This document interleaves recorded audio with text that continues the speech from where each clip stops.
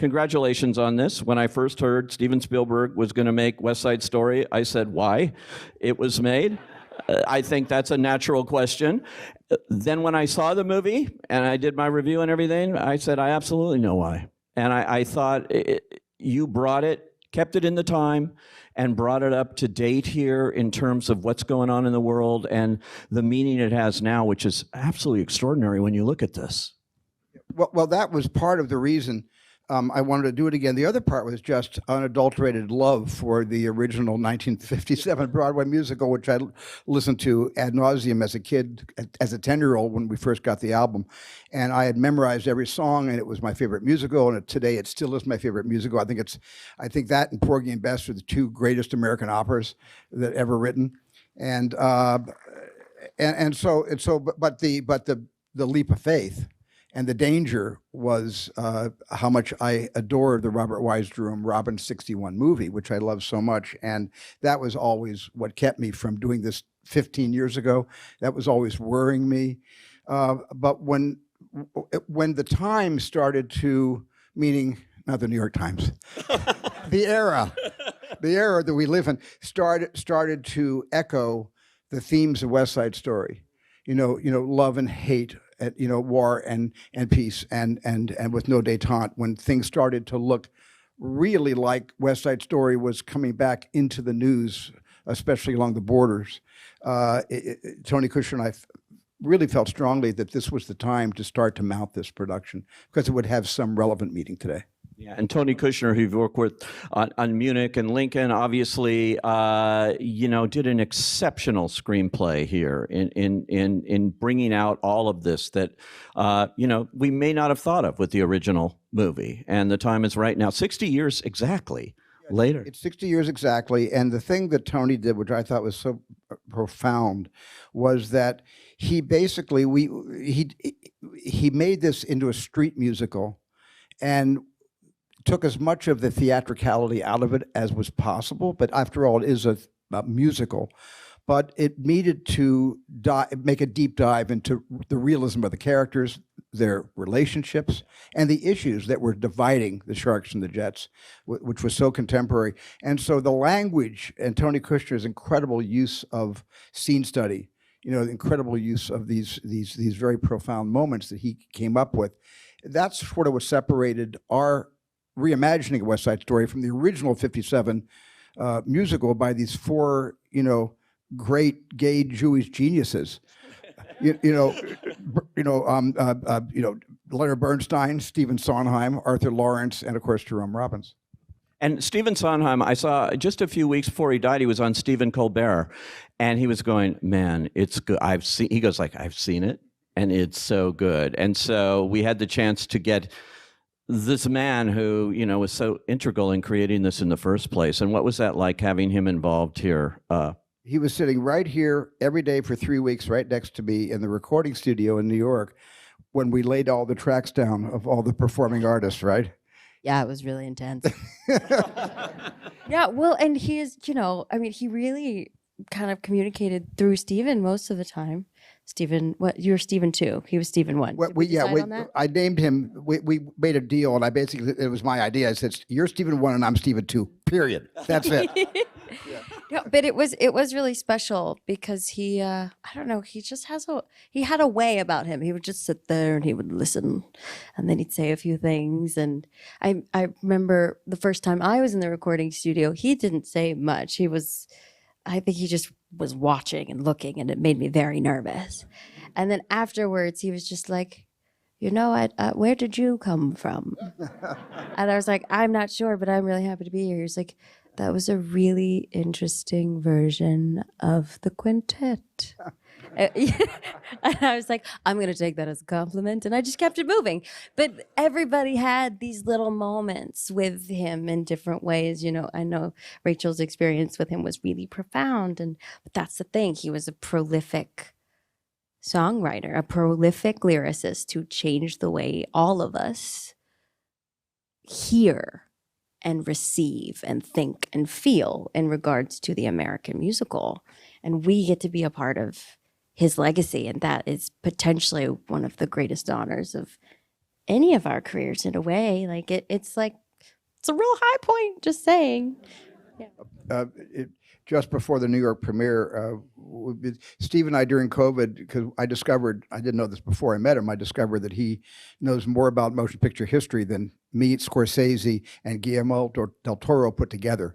He really does. That's not hyperbole. He is a profound scholar of the classic motion pictures and the B movies, everything this town produced since the silent era. He knows them all. And so all through COVID, we were exchanging movies and talking about them we emailed each other. I have like hundreds of pages of emails between Steve and I during that whole period of time. And the thing that he really respected and understood was cinema. And he really understood cinema. And I remember when I met him, one of the first times I met him, our company made Sweeney Todd into a movie that Tim Burton directed.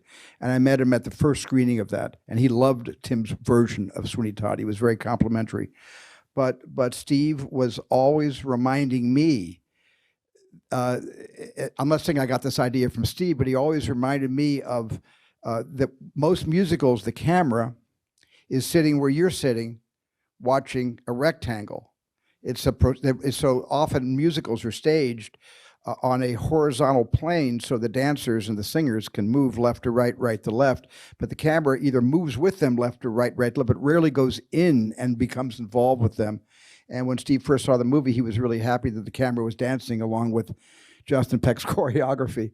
I was going to ask Janusz that, because the movement here is so, it's different, definitely, and I love the Robert Wise version, but the camera movement here is clearly different, and it's its own dancer.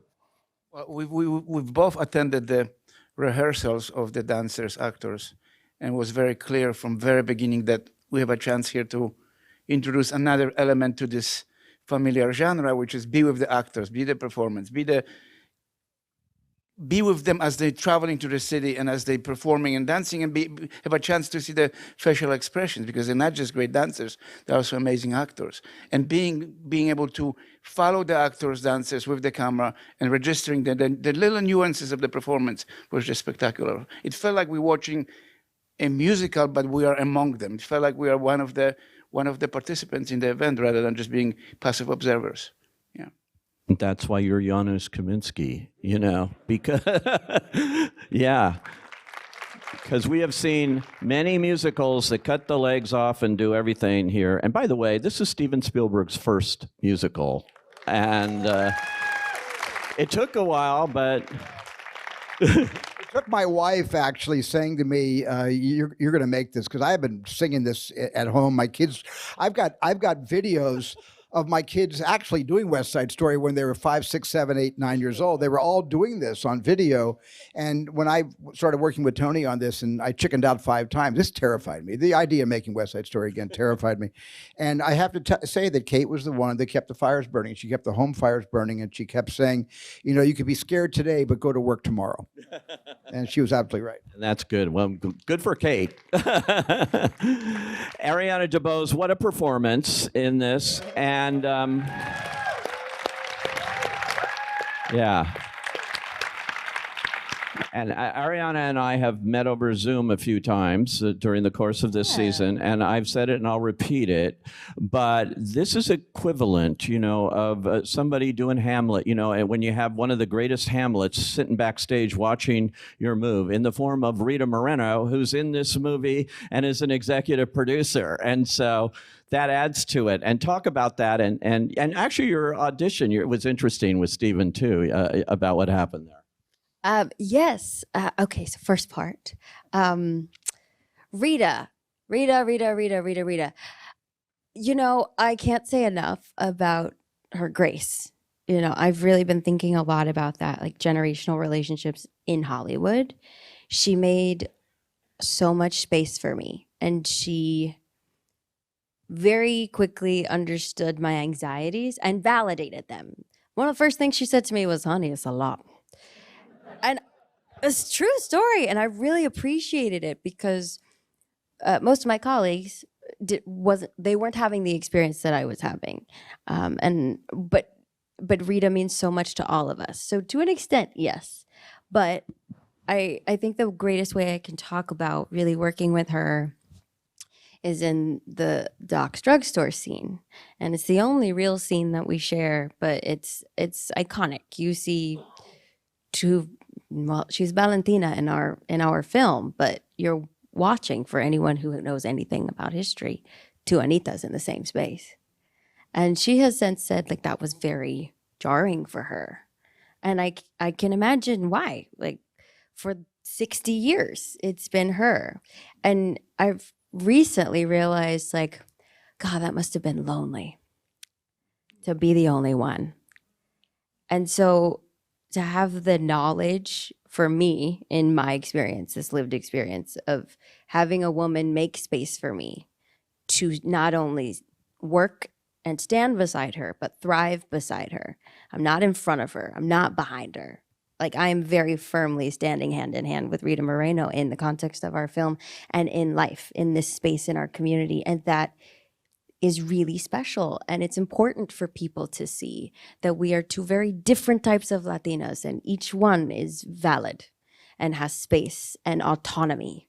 And these versions of these characters are iconic in their own right. And it's a testament to the fact that the character is timeless and reinterpretations are important because we immerse and infuse new energy into them so that the generations that are coming after us can watch them and see the lessons and see themselves in the work as we all grow and change, because the goal is that we all grow and change.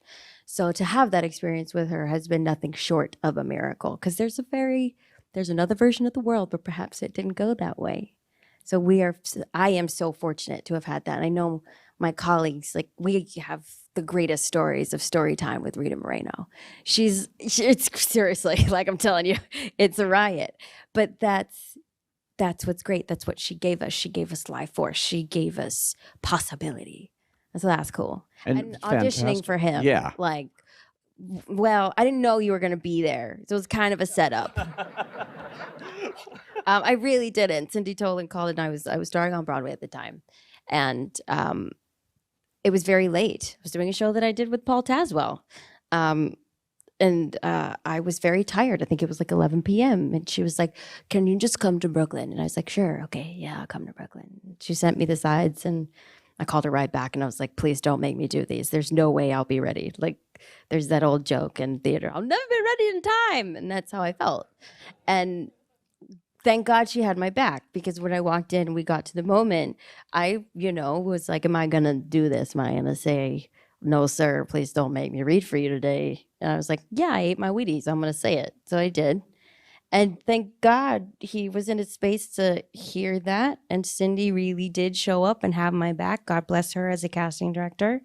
And she was like, it's not arrogance. It's the want and the need to do well, to present your best self in the room. And I'm very grateful that Steven heard that. And he was like, great, you're not reading today, but will you come back? And I was like, I'd be honored. And it was sort of indicative of the process that we had. You were able to hear me, to instill a trust in me that if I had something to say, there was a reason I was saying it, and you let me follow my instincts. I've been in work situations where like, that's not the thing. Just saying.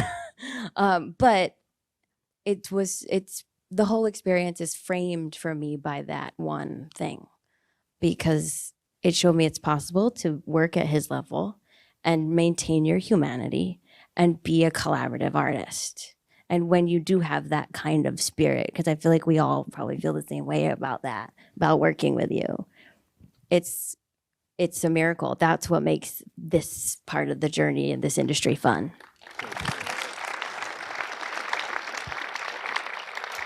Amazing. Have you ever had an actor do that in an audition? Yeah, I have actually. You have? I have several times. I've had actors just say, I'm just not ready. I'm 100% right now. I'll do it, but if I had 2 more days. And sometimes I say no because I'm not as interested in that individual as I was in Ariana.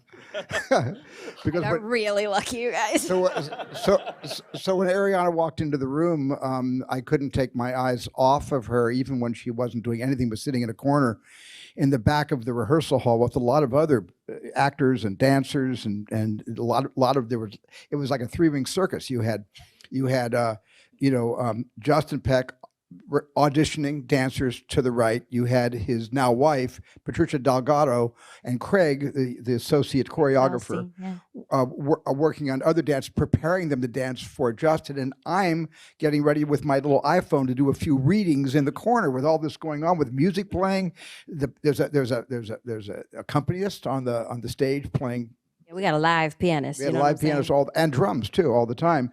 And but there was just something that I kept going back and saying, who is this individual? I just don't know. And I forgot that I had met her backstage after the first week of Hamilton. Yeah. I forgot that she was the bullet going across the stage on Broadway. It was cool. But I love that you forgot, because I wasn't coming in with that's the girl from Hamilton. I just came in like a person. But you know what was cool about that? You talk about the two of you, Janusz and Steven, working at your viewpoint on the dance and, getting in there. You were like that from the jump, even with your little iPhone in the audition, because our executive producer, Christy McCosco-Krieger, was in the room and I was dancing, and Steven was moving around the room with his iPhone. And then suddenly he was dancing with me with his iPhone, not doing the literal steps, but moving with me. And I was like, I'm in a pas de deux with Steven Spielberg right now. And there was this, a fan kick motion, and he was closer than I realized. And I was like, and we're tilting these hips so the leg can go higher. And she looked at me like, don't you hit Steven Spielberg with your leg right now. So close. But it's like a real, test of faith. But it was cool. You were like that from the jump. I feel like you both had that ethos of. And speaking of collaboration, the man sitting right next to you there, Paul Tazwell, let me focus on one scene, America, that dazzling yellow dress that she is so memorable in there. You two collaborated together on that to get it just right in what you were looking for too. What's your process there in working with actors, and in particular here? Well, I mean, it's fortunately, Ariana and I had done 2 other shows before, Hamilton and Summer, so I knew the game that she was playing. I mean, I knew what she was going to come in with, that dress, because of America, because of what everyone knows of the America, the Rita America, and what Rita wore for that production, that's what is emblazoned in everyone's head, and I'm guilty of that as well. I mean, that's that's a hard, beautiful. I mean, it's one of my favorite dresses, to release. But I needed to find a look for Anita, for Ariana's Anita, that would be just as iconic, and. Through choices that I presented to Steven, and different colorways, and a conversation, an in-depth conversation about how do we want for this to live within this crowd, with the community of the Sharks and the greater Latinx community of New York. So landed on that golden yellow, and it seemed to be perfect, and also there was no pattern on it. The red petticoat. That right there, that petticoat's a gift. I mean, truly. It carried a certain energy. And when I'm designing musicals, when I'm designing dancers, I always tap into my knowledge of dance and movement within my body. And then, I live vicariously and think about what that character might wear. So it's all of that collectively together added up to what we ended up with. And it's like in daylight, and it's like she's on fire in some ways, it's so cool. but all of the costuming throughout, you know, and I know you had in your head what went before and all of that, but this is totally yours, man. It's so cool. Yeah. And I can say the same thing about our production designer here and set decorator, Adam. This is a transformation. You're really showing gentrification. You're showing like almost a bombed out war zone that was going on there. And it was not, when I came to this, what I was expecting to see set wise. I was thinking the other one. It's its own character in this movie. It really is. Extraordinary production design here. Thank you so much. And it was really a starting point of our conversation to say that the jets on our first introduction to the space was going to be in this bombed out, in this collapsed demolition area of the site where Lincoln Center eventually will be built. But it really propels the action to say that this is first of all, this area that we're fighting over is already gone. You know, but also the jets are literally being shoved out of this space and crashing into the other, and then Doc's drugstore is existing sort of on the precipice, right on the edge, falling into the abyss here, and so that was our starting point, where we began, and then tried to build San Juan Hill, the neighborhood, around that, piece by piece by piece. Wow, it's amazing. You know, I watch these classic movies all weekend long, and I watched a few weeks ago 1,000 Clowns with Jason Robards, and I had forgotten completely. There's a scene where they're in front of Lincoln Center as it's under construction there, which is really interesting. And I kept thinking, if only they knew what's going on with the Jets and the Sharks here. But did you really? Oh, wow. We looked at the 1,000 Clowns. I wanted to see what it looked like on 35 millimeter film when it was going up. Yeah. Wow, that's cool. And your set decorator, Rena, hi. Can you talk about your challenges here in this particular assignment compared to the many you've done here? Well, we were trying to keep it do an homage to the original, but without making it exactly the same. We wanted to make it a little bit more modern, but keep it. How do I say it? Yes. Let me help you here, because you and I talked about this so often. It needed to reflect the personalities of the characters. Yes. And that in your work, even with linoleum that was peeling on the edges and little cracks in the wall that you put into Bernardo, Anita, and Maria's apartment. I mean, these little details, made this come to life for me. Yes. And we didn't want the apartment to look like it was decorated. We wanted it to look like somewhere where these people, they've come to this new country. They wanted to make this place that's being torn down into their home, and it's Anita's workspace. It's where they're living. And so I wanted to bring details into it to help the actors do what they do. And I put an avocado on the windowsill, and I had a stain in the curtain because they bought it at a thrift store or yard sale, and I just tried to make a million details in there for Ariana and for the other actors, but that you guys probably didn't notice. You might have, I don't know, but I was happy to see them. I noticed them on screen. Yeah, they make all the difference. Yeah, they really do. And I'll just say, I don't know, as an actor, you can tell when a set decorator like Rena comes in. You can feel it, because there's just an energy. I walked into the space as Anita, and I was like, oh, she's home.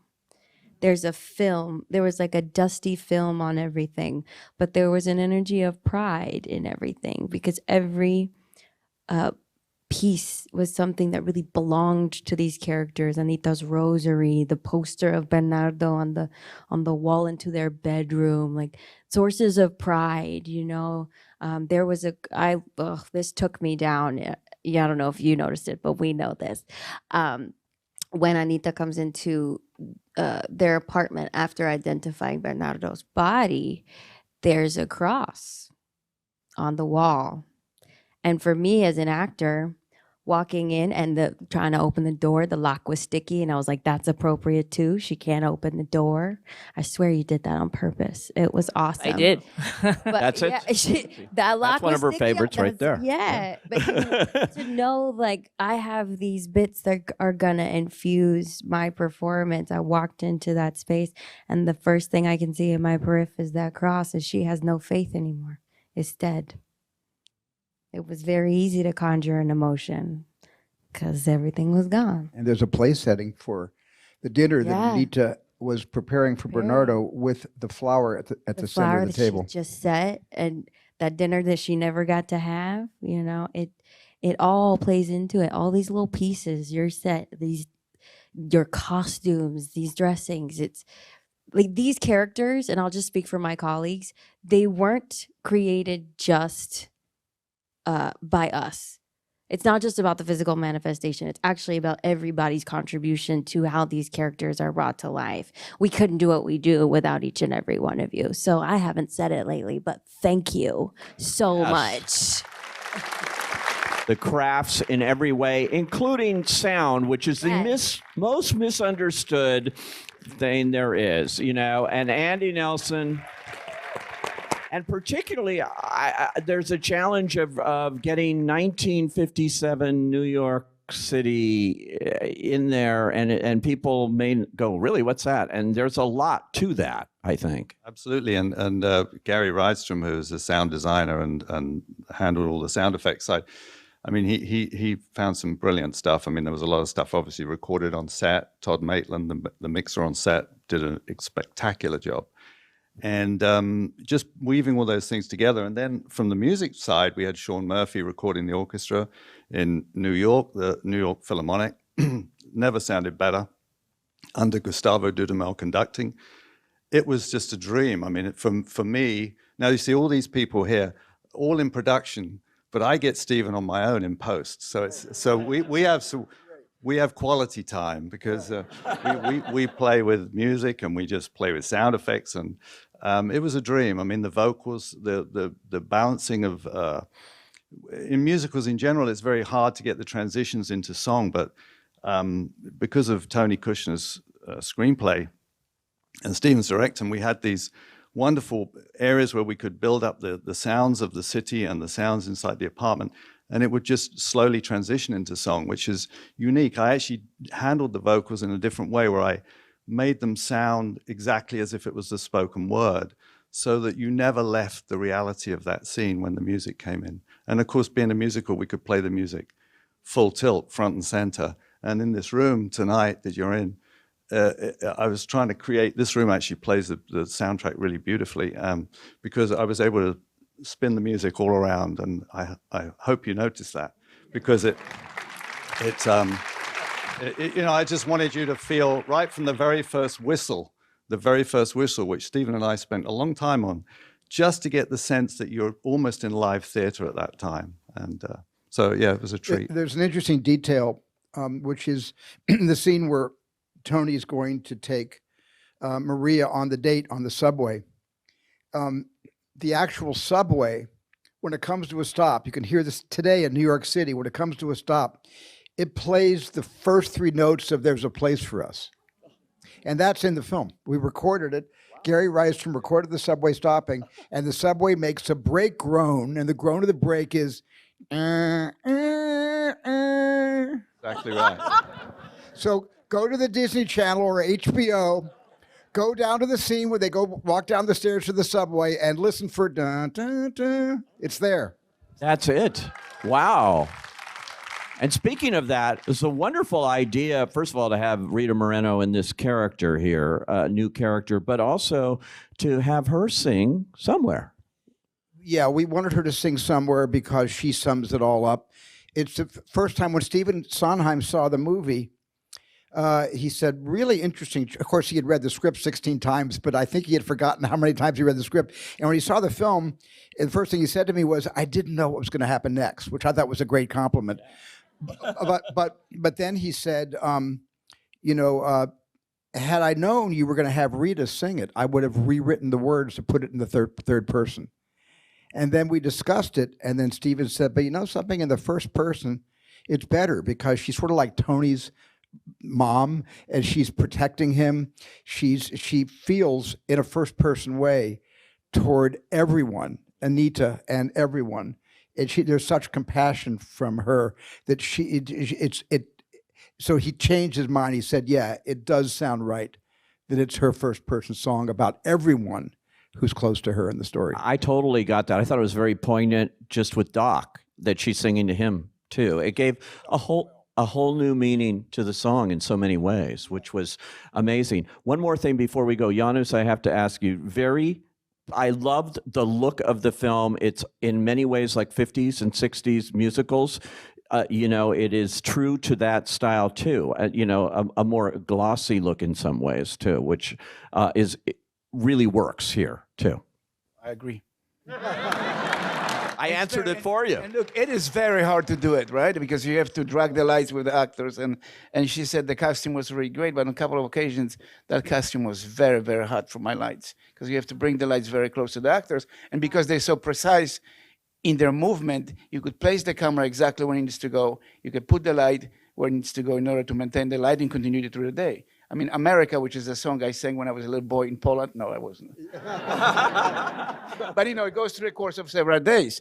So I have to maintain the lighting continuity. So you bring the lights and you make it glamorizing. And I always kept telling myself, make them look gorgeous. They gotta look gorgeous. They gotta look gorgeous. To a point, because what Janusz did, which was so amazing, he changed the color temperature of the lights. So as the story starts to embark into its Romeo and Juliet tragedy, the inevitable tragedy of Romeo and Juliet, which is what West Side Story was initially based on. As it starts to devolve into tragedy, the entire color palette changes. And then you start seeing blues and grays, and everything starts to change. Like the little song on the train. I changed the lights a little bit.